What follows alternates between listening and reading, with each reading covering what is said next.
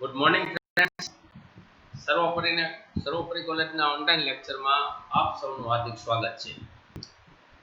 લાસ્ટમાં આપણે corporate સબ્જેક્ટમાં theory જોઈ હતી આરપીએસ. ક્વેશ્ચન સ્ટાર્ટ કરીએ આજે આપણે. Question number 1. Following is the balance sheet of Nirma Chemical Limited as on date 31st July 2017. Balance sheet: liabilities 4,000, equity shares each of rupees 100, fully paid up 4 lakh. 9% 1,000 redeemable preference share each of rupees 100, paid up rupees 80. partly paid up છે, 20 rupees બાકી છે, 100 rupees face value છે, 80 paid up થયેલા છે, is equal to 80,000. Second RPS છે 10% 1,000 preference share each of rupees 100, fully paid up 1 lakh. બીજા જે preference share આપેલા છે fully paid up છે. share premium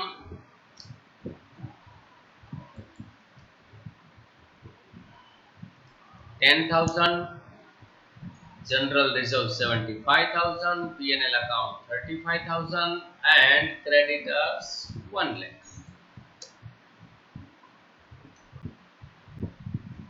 Land 2 lakh, building 1,85,000, machinery 1 lakh, investment 70,000, stock 1 lakh, debtors 90,000, cash on hand 55,000, total 8 lakh.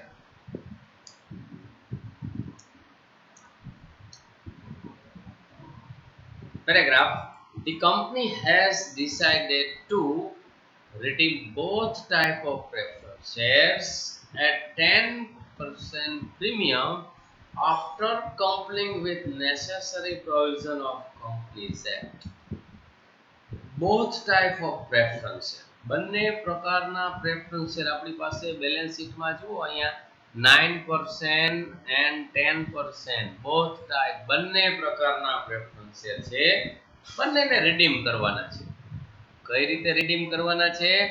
10% premium, 10% premium થી redeem કરવાના છે after complying with necessary provisions of Companies Act. કંપનીના કાયદા મુજબ redeem કરવાના છે. આપણે વાત કરી એમ partly paid up preference share હોય તો એને પહેલા fully paid up કરવા પડે, fully paid up થઈ જાય પછી એને redeem કરાય. આવો રૂલ્સ છે, આવો કંપનીનો કાયદો છે. કન્ટિન્યુ જોઈએ. Investments were sold at rupees 60,000. ખાસ ધ્યાનમાં રાખજો, ઇન્વેસ્ટમેન્ટ અહીંયા બેલેન્સ શીટમાં આપ્યા છે હતા કેટલાના? 70,000 ના. સેલ્સ કેટલામાં કર્યા? 60,000 માં. માઇન્ડમાં રહેવું જોઈએ કે 10,000 નો લોસ થયો છે. 70,000 ના હતા, 60,000 માં સેલ્સ કર્યા તો 10,000 નો લોસ થયો ને. Continue. Cash on hand, bank balance to be maintained in the business is rupees 30,000. Company cash on hand અથવા તો bank balance કેટલી રાખવા માંગે છે? 30,000 હાથ ઉપર રાખવા માંગે છે, તો એને closing cash balance કહેવાય. For this purpose, equity shares were issued at par value of rupees 100 for each share in required numbers. કંપનીને પ્રેફરન્સ શેર રિડીમ કરવાના છે, કંપની પાસે ફંડ છે એનો તો ઉપયોગ કરશે જ, પણ વધારાના રૂપિયાની જે જરૂર પડશે એના માટે કંપની ઇક્વિટી શેર બહાર પાડશે at par value of rupees 100. એની વેલ્યુ રૂપિયા 100 હશે. required number જરૂરી સંખ્યામાં. Pass the journal entries in the books of Nirma Limited from the above information. ચલો, working note number 1. amount of final quote. ખાસ ધ્યાન રાખજો, એક એક વર્કિંગ નોટ સમજતી જવાની છે અને આપણે કેલ્ક્યુલેશન કરતું જવાનું છે. Amount of final call partly paid up preference share કયા છે તો આ 9% પ્રેફરન્સ શેર છે એ પાર્ટલી પેઇડ અપ છે. તો પ્રેફરન્સ શેરની સંખ્યા જો અહીંયા નંબર ઓફ પ્રેફરન્સ શેર કેટલા છે 1000. તો આપણે અહીંયા લખ્યું 9% redeemable preference share is equal to 1000 અને એના કેટલા રૂપિયા બાકી છે 100 માંથી 80 આવ્યા છે તો 20 rupees unpaid amount is equal to 20000 rupees. તો પ્રેફરન્સ શેર પાસેથી પેલા 20000 કંપની ફાઇનલ કોલ મગાવશે પછી એને રિડીમ કરી શકાય. Working note number 2, amount of redeemable preference share capital. હવે જો ફર્સ્ટ વર્કિંગ નોટમાં કંપની આ 20000 ફાઇનલ કોલ મંગાવી લીધો બરાબર. હવે આ 80000 નો કહેવાય, એમાં પ્લસ આ કરી દેવાના ફાઇનલ કોલના, એટલે કેટલા થઈ ગયા હવે આ 1 લાખ. હવે બોથ ટાઈપ પ્રેફરન્સ શેરને રિડીમ કરવાના છે તો આ સેકન્ડ વર્કિંગ નોટમાં amount of redeemable preference share તો પેલા કયા છે તો કે 9% RPS. હવે 80000 નો કહેવાય, હવે એને કેટલા કહેવાય 1 લાખ. અને બીજા કયા પ્રેફરન્સ શેર છે તો કે 10% પ્રેફરન્સ શેર, એ તો ફૂલી પેઇડ અપ જ છે 1 લાખ. તો લખ્યું 10% redeemable preference share 1 lakh. 1 lakh plus 1 lakh is equal to 2 lakh. કઈ રીતે રિડીમ કરવાના છે તો અહીંયા સરસ મજાની તમને ડિટેલ આપેલી. The company has decided to redeem both types of preference shares at 10% premium. તો આ 2 lakh છે એના 10% redemption premium કરો તમે તો 2 lakh ના 10% is equal to 20,000. So total of 2 lakh plus 20,000 is equal to 2,20,000. આ આપણી સેકન્ડ વર્કિંગ નોટ અહીંયા પૂરી થાય. Working note number 3, amount of CRR. તો CRR ની ફોર્મ્યુલા આપણે લખાવેલી છે કે face value of preference share minus face value of new share. face value કેને કહેવાય જેમાં પ્રીમિયમ નો હોય, only for preference share capital. તો સેકન્ડ વર્કિંગ નોટમાં તરત જ જોવાનું તમારે. જુઓ ફેસ વેલ્યુ તમે 2 લાખ ને કહેશો કે 2,20,000 ને કહેશો. મેં તમને કીધું એમ કે એમાં પ્રીમિયમ નો હોય તો જે આ પ્રેફરન્સ શેર કેપિટલ બંનેનો ટોટલ છે એને face value of preference share કહેવાય. અને face value of new share તમને આપેલી નહીં હોય બરાબર છે. તો અત્યારે અહીંયા તમારે કેટલી 5-6 લીટી છોડી દેવાની.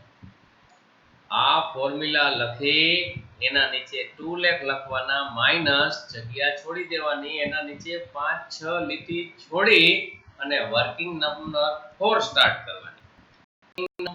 નોટ નંબર 4 આપણી છે cash bank account. Cash bank account આપણને ડ્રો કરતા આવડે. Particular amount rupees accounts words આવે એટલે આપણે 11 થી ભણતા આવીએ છીએ કે ડેબિટ એન્ડ ક્રેડિટ તરત લખાઈ જવું જોઈએ. તો તમને જે રકમમાં બેલેન્સ શીટ આપેલું છે એમાં asset side cash on hand આપી છે. કેશ ઓન હેન્ડ 55,000 એને ઓપનિંગ બેલેન્સ કહેવાય. તો ડેબિટ સાઇડ ઓપનિંગ લખાય ટુ બેલેન્સ બ્રોટ ડાઉન 55,000. તમારે કેશ બેંક એકાઉન્ટ બધા જ દાખલામાં 6 થી 7 લીટીનું કરી નાખવાનું. પહેલી એન્ટ્રી આપણે બેલેન્સ શીટમાંથી ઓપનિંગ બેલેન્સ મૂકી દીધી. પછી તરત પહેલી વર્કિંગ નોટ જોવાની કે ફાઇનલ કોલની અમાઉન્ટ કેટલી છે 20,000. કંપનીએ ફાઇનલ કોલ મગાવ્યો તો રૂપિયા આવ્યા હોય કંપનીને આવે તો ડેબિટ કરવાના ટુ ફાઇનલ કોલ એકાઉન્ટ 20,000. પછી ત્રીજી વર્કિંગ નોટ તમે જો બીજી વર્કિંગ નોટ જોવો તો પ્રેફરન્સ શેરને રિડીમ કરવાના છે. રિડીમ એટલે કે પરત કરવાના છે, ચૂકવવાના છે. કેટલા ચૂકવવાના છે તો કે 2,20,000. તો આ આપણે જે બધું લખ્યું હોય સેકન્ડ વર્કિંગ નોટ આખી કોપી કરી અને ક્રેડિટ સાઇડ તમારે લખી નાખવાની. જો અહીંયા મેં શોર્ટમાં લખ્યું છે 9% RPS 1 lakh, 10% RPS 1 lakh, total 2 lakh, 10% redemption premium 20,000, આઉટરમાં 2 lakh 20,000. આ આપણી સેકન્ડ વર્કિંગ નોટ છે, એ કોપી પેસ્ટ કરી અને દરેક દાખલામાં ક્રેડિટ સાઇડ લખી નાખો, કારણ કે આ ચૂકવી છે, ચૂકવે કંપની તો કેશ ક્રેડિટ થાય. આટલી વસ્તુ મુકાઈ ગઈ. હવે બાકી છે, હવે આપણે રકમમાં જોવું પડે. તો રકમમાં તમે જોશો તો કંપનીએ ઇન્વેસ્ટમેન્ટ સોલ્ડ કર્યા છે, કેટલા? તો કે 60,000 ના. કંપની જો ઇન્વેસ્ટમેન્ટ કે કોઈ બી એસેટ સેલ્સ કરે તો કંપનીને કેશ આવે. તો કંપનીને કેટલી કેશ આવી છે? 60,000 ની. તો આવે તો ડેબિટ સાઈડ આપણે લખ્યું to investment account into bracket sold 60,000 and cash on hand bank balance is to be maintained in the business of rupees 30,000. Company બિઝનેસમાં 30,000 ની કેશ ઓન હેન્ડ હાથ ઉપર કેશ આટલી રાખવા જ માંગે છે, તો એને ક્લોઝિંગ કેશ બેલેન્સ કહેવાય. તો ઓપનિંગ કેશ બેલેન્સ આપણે ડેબિટ સાઈડ લખી, ક્લોઝિંગ કેશ બેલેન્સ છેલ્લેથી બીજી લીટીમાં લખાય બાય બેલેન્સ કેરી ફોરવર્ડ 30,000. આટલી જ એન્ટ્રી કેશ એન્ડ બેંક અકાઉન્ટમાં હશે. આપણે ગમે એટલા સમ ગણીએ, કેશ બેંક અકાઉન્ટમાં આનાથી વધારે એક પણ એન્ટ્રી નહીં આવે, એટલે બરાબર સમજી લેવાનું કેશ બેંક અકાઉન્ટ. હવે આટલી એન્ટ્રી આપણે મૂકી દીધી, ક્રેડિટ સાઈડ ટોટલ કર્યો 250, ડેબિટ સાઈડ મૂક્યા 250. ગેપ આવ્યો to new equity share capital કહેવાય. આપણને ગેપ થી 1,15,000 મળ્યા. આ 2,50,000 માંથી આ ત્રણ એન્ટ્રી તમે લેસ કરશો એટલે 1,15,000 ગેપ મળે, એને કહેવાય to new equity share capital account. આપણી જે આ ત્રીજા નંબરની ફોર્મ્યુલામાં આપણે face value of preference share 2 લખ્યા હતા, ફેસ વેલ્યુ ઓફ ન્યૂ શેરમાં લખાય. આપણે ન્યૂ શેર કેટલા મળ્યા? 1,15,000. તો CRR કેટલું ક્રિએટ કરવાનું થશે? 85,000 ની કંપનીને રિક્વાયરમેન્ટ છે, બરાબર. શેર ઇસ્યુ કર્યા પછી આટલા કંપનીને રૂપિયા જોશે, તો ક્યાંથી લેશે? તો આપણે કીધું તેમ સૌ પ્રથમ ફર્સ્ટ બેલેન્સ કેને આપવાની પ્રાયોરિટી? P&L account. કંપની પાસે જે પ્રોફિટ હોય એમાંથી લેવાના. ટોટલ જરૂર છે જુઓ 85,000 ની, તો P&L માં 35,000 હતા. P&L અકાઉન્ટની બેલેન્સ જ્યારે તમે CRR ક્રિએટ કરવા માટે લ્યો ત્યારે બે વસ્તુ ધ્યાનમાં રાખવાની. એને બે વસ્તુ અસર કરે, ઇફેક્ટ P&L ને આ બે વસ્તુ કરે છે. કઈ કઈ? તો પહેલું કે આ બીજી વર્કિંગ નોટમાં તમે રિડમ્પશન પ્રીમિયમ લખ્યું છે 20,000, એટલે કે પ્રેફરન્સ શેર હોલ્ડરને જ્યારે આપણે રિડીમ કરીને ત્યારે એને પ્રીમિયમ 20,000 ચૂકવવાનું છે કંપની પાસે. એટલે કે આપણી પાસે શેર પ્રીમિયમની બેલેન્સ શીટમાં તરત જોઈ લેવાની કેટલી છે કે 10,000 ની છે. ચૂકવવાના છે 10,000 આપણી પાસે છે, ઓલા ચૂકવવાના છે 20,000, આપણી પાસે છે 10,000. તો 10,000 ઘટે છે તો એ કંપની P&L માંથી લીએ તો 35,000 P&L છે, એમાંથી આ 10,000 તો ઘટી જશે, કારણ કે શેર પ્રીમિયમમાં આપણે ચૂકવવા પડશે. હવે બીજી કઈ વસ્તુ જોવાની? તો કંપનીએ ઇન્વેસ્ટમેન્ટ સોલ્ડ કર્યા 60,000 ના. બેલેન્સ શીટમાં જુઓ તો ઇન્વેસ્ટમેન્ટ હતા 70,000 ના. તો 70,000 ના હતા અને 60,000 ના સેલ્સ કર્યા તો કંપનીને લોસ ગયો. તો લોસ જાય તો P&L અકાઉન્ટ વધે કે ઘટે? તો ઘટે, -10,000. કારણ કે આ એડજસ્ટમેન્ટ જે નાખ્યા હોય ને કંપનીએ એ પહેલાનું આ P&L અકાઉન્ટ હોય, એટલે એમાં પ્લસ માઇનસ થાય. તો 35,000 માંથી ઓલા પ્રીમિયમના ઘટે છે એ 10,000 ગયા અને 10,000 લોસ થયો. તો એક્ચ્યુઅલમાં P&L અકાઉન્ટની કેટલી બેલેન્સ રહી? 15,000 ની બેલેન્સ CRR ક્રિએટ કરવા માટે છે. ટોટલ તો આપણે ક્રિએટ કરવું છે 85,000 નું, તો 15,000 આમાંથી લીધા, તો બાકીના કેમાંથી લેવાના છે? જનરલ રિઝર્વમાં તો જુઓ બેલેન્સ જાજી હશે 75,000 ની છે, પણ આપણે કેટલી રિક્વાયરમેન્ટ હવે છે 70,000 ની, કારણ કે ટોટલ 85,000 જોઈએ છે, એમાંથી 15,000 આવી ગયા, 70,000 જનરલ રિઝર્વ. આ જ વર્કિંગ નોટ મહત્વની છે. બાકી બધી વર્કિંગ નોટ તો તમે બે દાખલા ગણશો એટલે તમને મગજમાં બેસી જશે. આમાં ધ્યાન રાખવાનું છે, ભૂલ થવાની શક્યતા આમાં રહેશે. નેક્સ્ટ વર્કિંગ નોટ નંબર 4 તો આપણે જોઈ લીધી. Number 5 amount of redemption premium return of. તો આપણે વાત કરીએ એમ સેકન્ડ વર્કિંગ નોટમાં 20,000 નું પ્રીમિયમ પે કરવાનું છે, ચૂકવવાનું છે. તો કંપની ક્યાંથી પ્રીમિયમ લેશે? તો બેલેન્સ શીટમાં કંપની પાસે શેર પ્રીમિયમની બેલેન્સ 10,000 છે. ફર્સ્ટમાં એનો યુટિલાઇઝ કરશે અને ઘટે છે 10,000. તો કઈ બેલેન્સમાંથી લેશે? તો કે પ્રોફિટ એન્ડ લોસ એકાઉન્ટમાંથી remaining amount of share premium 10,000. તો ટોટલ 20,000 પે કરવા માટે શેર પ્રીમિયમની બેલેન્સ 10,000 લેશે અને ઘટે છે 10,000, એ P&L એકાઉન્ટમાંથી લેશે.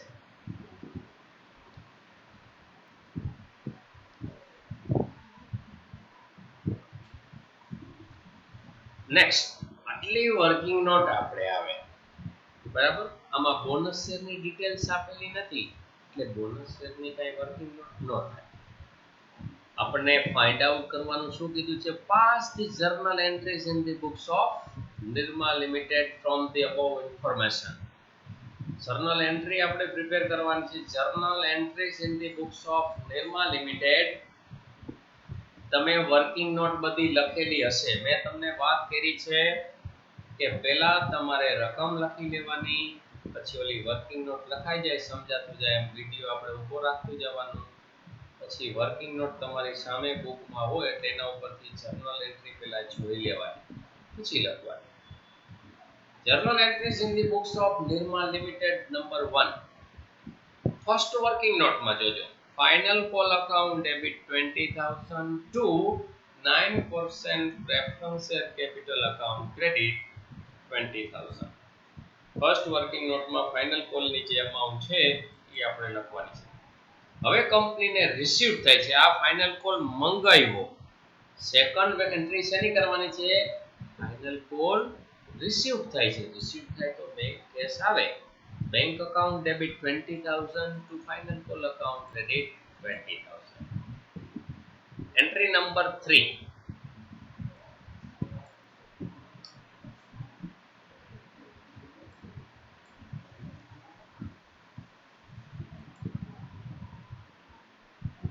એન્ટ્રી નંબર 3 છે આપણી આ સેકન્ડ વર્કિંગ નોટ છે, એ કોપી પેસ્ટ કરીને લખવાની છે. જો આ સેકન્ડ વર્કિંગ નોટ છે 9% RPS, 10% RPS અને 10% આપણે સેકન્ડ વર્કિંગ નોટની જ એન્ટ્રી નંબર 3 અને 4 કરવાની છે. 9% redeemable preference share capital account debit 1 lakh, 10% redeemable preference share capital account debit 1 lakh, 10% redemption premium account debit 20,000 to preference shareholders account credit 2,20,000. આ preference share redeem કરવા માટેની journal entry છે. હવે preference share હોલ્ડરને payment કરે છે, તો preference share holders account debit 2,20,000 to bank account credit 2,20,000. તો આ સેકન્ડ વર્કિંગ નોટ હતી, એની બે એન્ટ્રી કરી. હવે આવે છે CRR working note number 3. CRR આપણે ક્રિએટ કરી છે. એની કઈ બેલેન્સમાંથી ક્રિએટ કર્યું છે? તો P&L account debit 15,000, general reserve account debit 70,000 to CRR account credit 85,000. એના પછીની વર્કિંગ નોટ આવે છે cash bank account. Cash bank અકાઉન્ટમાંથી નહીં, બે એન્ટ્રી થશે. એક તો કંપનીએ ઇન્વેસ્ટમેન્ટ સોલ્ડ કર્યા છે લોસ થી, તો એની એન્ટ્રી કરી. નંબર 6. બેંક અકાઉન્ટ ડેબિટ કંપનીને કેશ કેટલી આવી? તો કે 60,000. લોસ કેટલો ગયો? 10,000. P&L account debit into bracket loss 10,000 2 investments account credit 70,000. બીજી એમાંથી ગેપ થી આપણને issued of equity share મળ્યા હતા, તો ઇસ્યુ કરે તો કેશ આવે. Bank account debit to equity share capital account credit 1,15,000, 1,15,000. And last one, number 8, share redemption premium written off. તો કઈ બેલેન્સ સામે કર્યું તો આપણે written off? share premium account debit 10,000, P&L account debit 10,000 to redemption premium account credit 20,000.